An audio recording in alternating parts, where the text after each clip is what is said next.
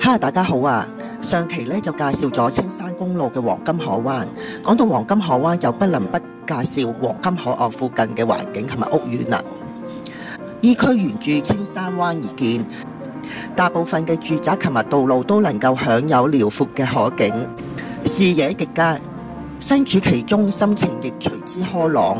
相比市區密集嘅高樓大廈，呢個位置附近大部分都係低密度住宅，加上沿海空氣流通較好，感覺更清新。而1990年入伙嘅黃金海岸以度假村風格規劃，讓人彷彿時刻喺度度假。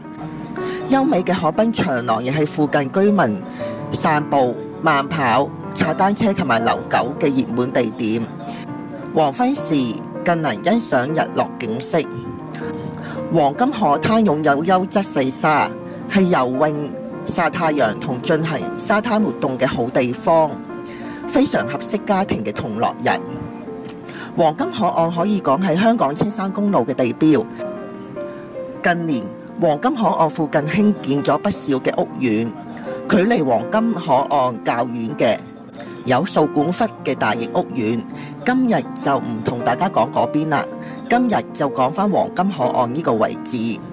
我仲記得上年有幸接到一個學生係熟人介紹嘅，想揾黃金海岸附近嘅屋苑，因為佢係珠海書院嘅學生，9月就開學啦。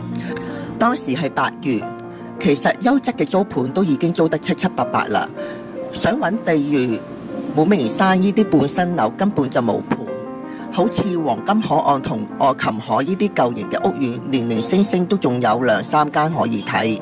仲記得當時嘅客人最後睇中咗1間，但居然細房係冇冷氣，更加冇冷氣機位啦，分體式冷氣機嘅散熱位更加冇添。當然啦，呢一個租就咁樣都做唔成啦。講到黃金海岸嘅位置，好多人都覺得佢較為偏僻，但事實係呢個位置冇鐵路嘅加持，主要係小巴同巴士為主，樓價相對就比較實惠。因為冇地鐵加持所以租金相對都冇地鐵沿線嘅租盤咁高，而且陽台聽到嘅唔係車聲，而係鳥鳴同埋風聲。晚上見到嘅唔係隔離單位嘅大光燈，而係點點星火啊！呢個位置冇 YOHO Mall 呢種大型商場，冇濕立立嘅街市，冇來去匆匆趕返工趕放工嘅人群。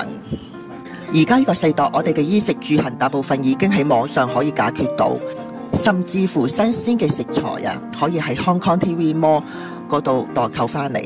如果想要自己親自落去購物呢，亦可以搭小巴到屯門。最重要嘅係，大家想選擇乜嘢生活呢？每日營營役役嘅生活，返到屋企就只有食飯同瞓覺，假期行下商場，定係想放工之後喺壓力同埋緊張工作之中舒減過嚟，將一個家成為一個遠離煩囂、舒緩情緒、調節身心靈嘅好地方。